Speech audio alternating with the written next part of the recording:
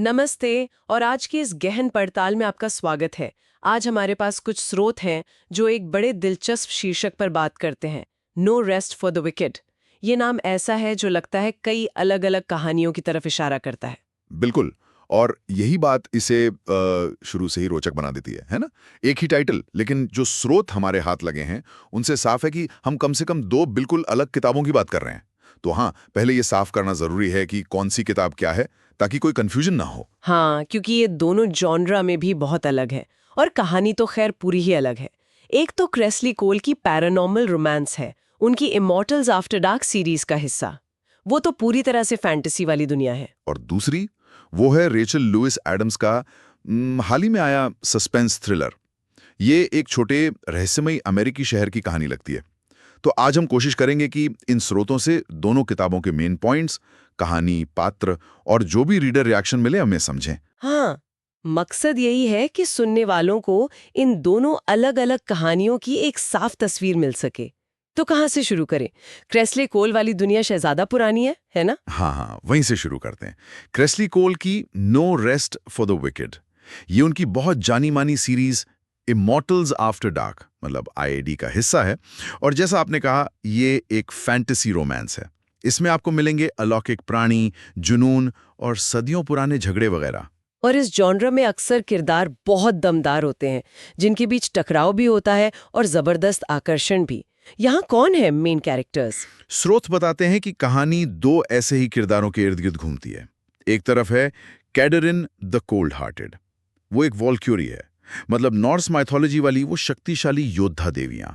और नाम से ही पता चलता है, कोल्ड हार्टेड, ठंडे दिल वाली। और उसका ये नाम क्यों पड़ा? क्या इसके बारे में कुछ पता चलता है? हाँ, स्रोत बताते हैं कि उसके साथ अतीत में एक बहुत बुरा हादसा हुआ था। वैम्पायरों ने उसकी दो बहनों को मार डाला था और इस सदमे ने उसे ऐसा तोड़ा कि उसने अपनी भावनाएं, अपने इमोशंस पूरी तरह से बंद कर लिए, जैसे वो महसूस करना ही भूल गई हो। ये उसके किरदार का एक अहम हिस्सा है।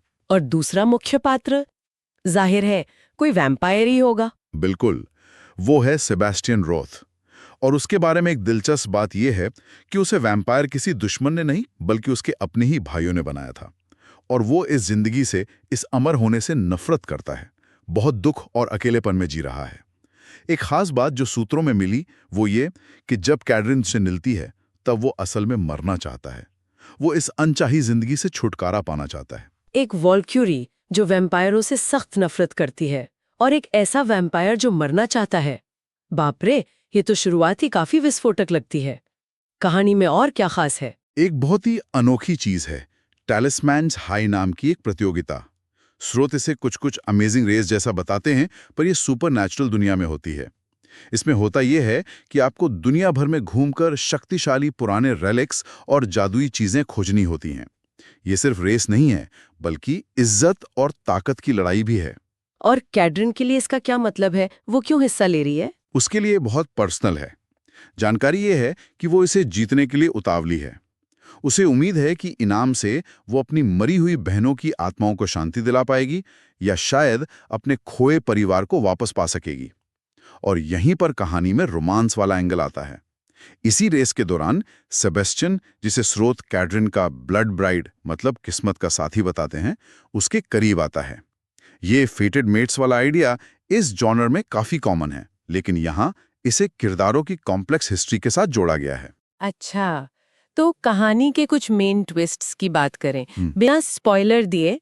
आपने बताया था कि कैडरिन एक मिशन पर जाती है। हाँ, कहानी वहीं से तेजी पकड़ती है। कैडरिन को रूस के एक पुराने किले में छुपे एक वैम्पायर को मारने का मिशन मिलता है। लेकिन जब वो वहां पहुंचती है तो उसे बड़ी हैरानी होती है। वो वैम्पायर यानी सेबेस्टियन लड़ना ही नहीं चाहता, वो तो मौत मांग रहा है। ये कैडरिन के लिए एक बड़ी दुविधा बन जाती है और यहीं से उसकी वो जमी हुई भावनाएं पिघलना शुरू होती हैं। और वो जो हाई प्रतियोगिता है, उसका क्या रोल रहता है उनके रिश्ते में? तो ये तो हुई कहानी की बात। अब आते हैं कि लोगों को ये कैसे लगी। पाठकों की, समीक्षकों की क्या प्रतिक्रिया है? स्रोत कुछ बताते हैं इस बारे में? हाँ, यहाँ मिली-जुली पर ज्यादातर पॉजिटिव प्रतिक्रिया दिखती है। अच्छी बातों में कई सूत्रों का कहना है कि किताब में एक्शन, एडवेंचर और रोमांस का बैलेंस बहुत अच्छा है। कहानी तेजी से आगे बढ़ती है, बोर नहीं होने देती। और कैडियन का जो भावनात्मक सफर है, उसका कोल्ड हार्टेड से दोबारा महसूस करने वाली बनना, उसे काफी सराहा गया है। पाठकों को उसका ये बदलाव बहुत पसंद आया है।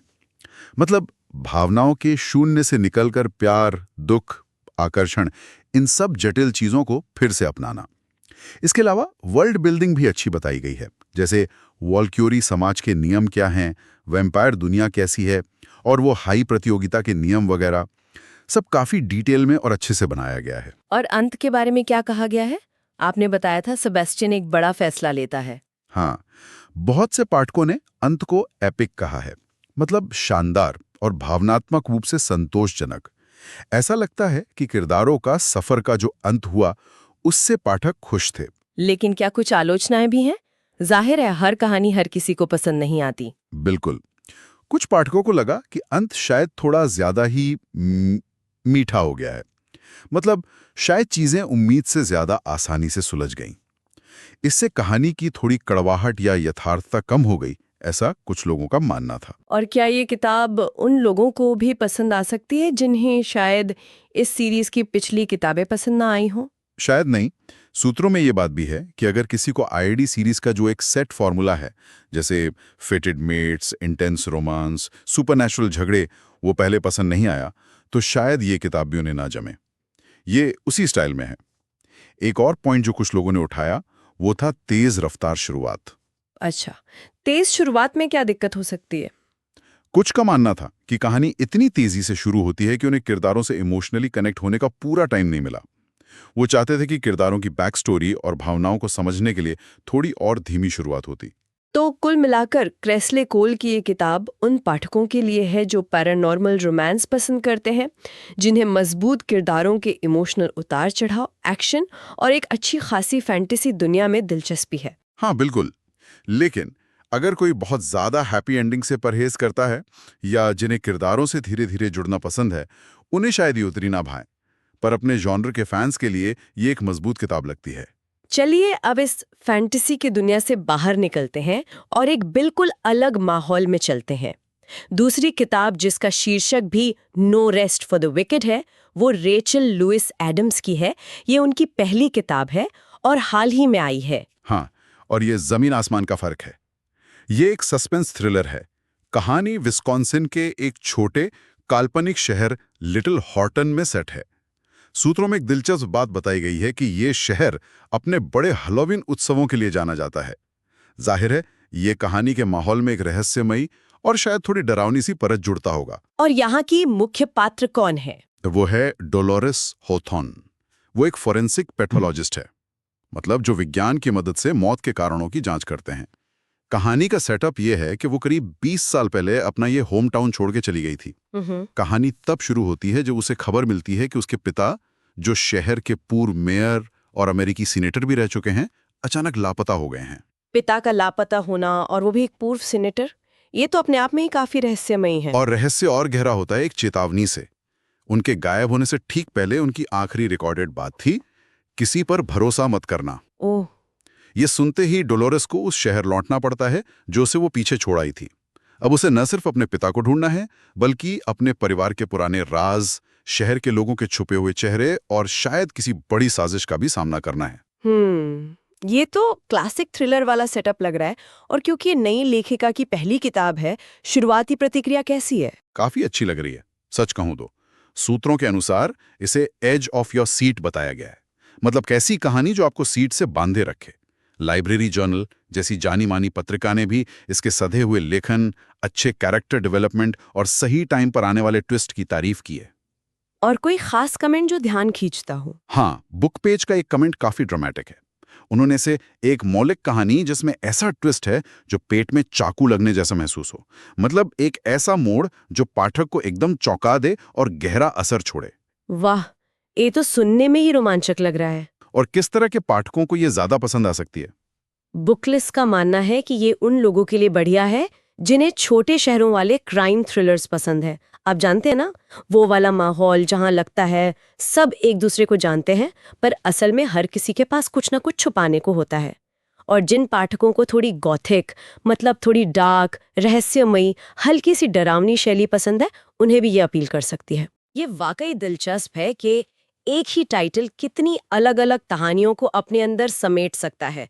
क्रेसली कोल की किताब में सुपरनैचुरल रोमांस, यहाँ गहरे राज और सस्पेंस।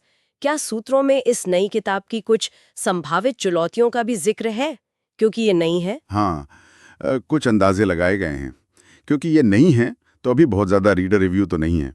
लेकिन एक बात तो साफ है, अगर कोई no rest for the wicked नाम देखकर क्रेसली कोल जैसी फैंटेसी या वेम्पायर वॉल्क्यूरी टाइप कहानी की उम्मीद कर रहा है, तो उसे निराशा हाथ लगेगी। ये पूरी तरह से एक रियलिस्टिक थ्रिलर है। और कहानी का माहौल, वो छोटा शहर, पारिवारिक रहस्य। हाँ, वो एक खास तरह का माहौल बनाता है, थोड़ा क्लॉस्ट्रोफोबिक, तनाव भरा। ये हर किसी को पसंद नहीं आता है। कुछ पाठक शायद ज्यादा एक्शन या बड़े शहर की सेटिंग वाली कहानियां पसंद करते हों। एक और बात, सूत्रों से ऐसा लगता है कि रोमांस यहाँ कहानी का मेन फोकस नहीं है। जोर रहस्य सुलझाने और थ्रिल पर है। तो जो पाठक मुख्य रूप से रोमांस की तलाश में हैं, शायद ये उनके लिए उतनी नश हो। तो अब इन दोनों किताबों पर हुई चर्चा को समेटते हैं। हमने दो स्रोतों के आधार पर दो बिल्कुल अलग no rest for the wicked को देखा। एक क्रेसली कोल की पैरानॉर्मल रोमांस, दूसरी रेचल लुइस एडम्स की सस्पेंस थ्रिलर। बिल्कुल। और ये हमें एक बड़े पॉइंट पे सोचने को मजबूर करता है कि सिर्फ टाइटल के आधार पर किताब चुनना कितना मुश्किल हो सकता है, खासकर जब एक ही नाम कई अलग अलग चीज़ों से जुड़ा हो। लेखक कौन है, जॉनरा क्या है, ये जानना कितना ज़रूरी है, ये बात यहाँ साफ दिखती है। ये जानकारी उन पाठकों के लिए बहुत काम की है जो किसी खास तरह की कहानी ढूंढ रहे हैं और सही किताब तक पहुँचना चाहते हैं। और ये भी दिखाता है कि दुष्टों को आराम नहीं, या no rest for the wicked का जो आइडिया है, उसे कितने अलग अलग तरीकों से कहानियों में इस्तेमाल किया जा सकता है। एक में ये शायद किरदारों के कभी ना खत्म होने वाले संघर्ष और जुनून की तरफ इशारा करता है, तो दूसरे में शायद छुपे हुए अपराधों और बेचैन करने वाले रहस्यों की तरफ। सही कहा आपने। टाइटल वही है, लेकिन उसके मायने कहानी के साथ बिल्कुल बदल जाते हैं। उम्मीद है इस चर्चा से इन दोनों किताबों की अपनी अपनी पहचान और उनके बीच का जो फर्क है वो साफ हुआ होगा। तो आज हमने क्रेसली कोल की no rest for the wicked, जो इमॉर्टल्स आफ्टर डार्क सीरीज का हिस्सा है, और रेचल लुइस एडम्स की नई suspense thriller no rest for the wicked पर उपलब्ध स्रोतों की रोशनी में बात की। हमने उनके जॉनरा, पात्रों, कहानी के मुख्य बिंदुओं और शुरुआती प्रतिक्रियाओं को समझने की कोशिश की। और जाते जाते एक सवाल शायद हम छोड़ सकते हैं कि किसी कहानी का शीर्षक हमारी उम्मीदों पर कितना असर डालता है। क्या वो सिर्फ एक लेबल होता है, या वो कहीं ना कहीं तय करता है कि हम कहानी में क्या ढूंढेंगे, खासकर तब जब एक ही शीर्षक हमें बिल्कुल अलग अलग दुनियाओं की सैर करा सकता हो। इस पर सोचने से शायद जानकारी को समझने का हमारा नजरिया और गहरा हो सकता है। इसी विचार के साथ आज की यह गहन पड़ताल यहीं समाप्त होती है।